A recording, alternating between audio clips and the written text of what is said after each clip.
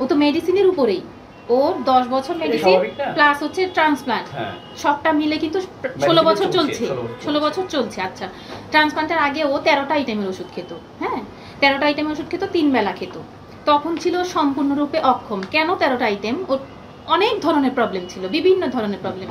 দুই একটা বলি, ওর শরীরে রক্ত তৈরি হতো না, ওর ইউরিনের সাথে প্রোটিন চলে যেত, এই ধরনের অনেক ধরনের প্রবলেম। আর ও অনেক ধরনের খাবার নিষেধ ছিল, যার জন্য ওর শরীরটা সবসময় দুর্বল থাকতো।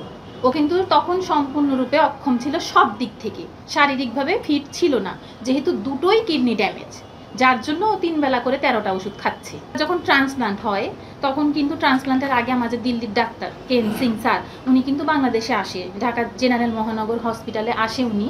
আসার পরে আমি কিন্তু যোগাযোগ করি, তার সাথে কথা বলি। তখন যখন কথা বলি, সব কিছু ডিটেলস জানতে চাই, কেমন কি লাগবে টাকা পয়সা বা কিভাবে কি, তখন তো আমার ননাস কিন্তু সব কিছু ম্যাচ হয়েছিল। এটা কিন্তু আমার হাজব্যান্ডও বলেছে, আমার ননাসের সব কিছু ম্যাচ হওয়ার পরও কিন্তু আমার ননাস দেয়নি ওকে কিডনি, হ্যাঁ দেয়নি। তো যাই হোক, তখন আমি যখন স্যারকে বললাম যে স্যার আমি তোর ওয়াইফ, আমার তো ও পজিটিভ ব্লাড গ্রুপ, তখন ডাক্তার বলল যে হ্যাঁ ও পজিটিভ দিতে পারে। ওখানে দাঁড়িয়ে আমার সিদ্ধান্ত, ওই সময় আমার সিদ্ধান্ত যে আমি ওকে কিডনি ডোনেট করব, এখানে আর কোনো দ্বিতীয় কথা নাই, এখন আমাকে টাকা পয়সা জোগাড় করতে হবে। তো সেই ক্ষেত্রে স্যার এটুকু শুনে আর ওর কাগজপত্র দেখে বলল, চোখ বন্ধ করা ভালোবাসা ছিল, চোখ বন্ধ করা ভালোবাসা, এর মধ্যে এক ফোঁটা খাত ছিল না।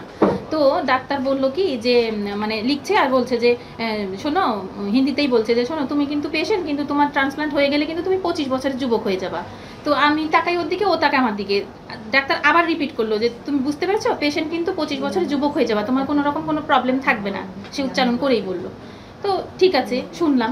এবারে যখন ট্রান্সপ্লান্ট হলো, ট্রান্সপ্লান্ট হওয়ার পর তো হ্যাঁ অনেক অসুস্থ, তারপরে যখন মানে সুস্থ হলো, হাঁটা চলার মতন সুস্থ হয়ে গেল, তারপরে হ্যাঁ আমরা অনেক সুখী, আমাদের আর কোনো প্রবলেম নাই, সব প্রবলেম ওর ঠিক হয়ে গেল। তখন আমরা আলাপও করলাম, হাসাহাসিও করলাম, দেখো ডাক্তার যেটা বলেছে তুমি 25 বছরের যুবক হয়ে যাবা, আজকে তুমি 25 বছরের যুবক হয়ে গেছো।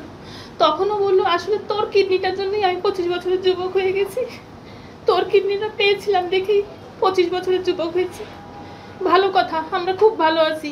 তারপরে যে লাস্ট 3 বছর ধরে ও যখন মেডিসিন আনতে আসে শ্যামলীতে, তখন থাকতে তার এখন আমাকে ভালো লাগে না, তার এখন পুরনো যে প্রেমিকারা ছিল তাদের সাথে যোগাযোগ করে। রেহানা পারভিন কানাডায় থাকে, তার সাথে ফোনে কথা বলে, আমার ছেলেকে দিয়ে সেটা ডিলিট করায়। তো এই ধরনের তার মন মানসিকতা হয়ে গেছে, তার এখন আর আমাকে ভালো লাগে।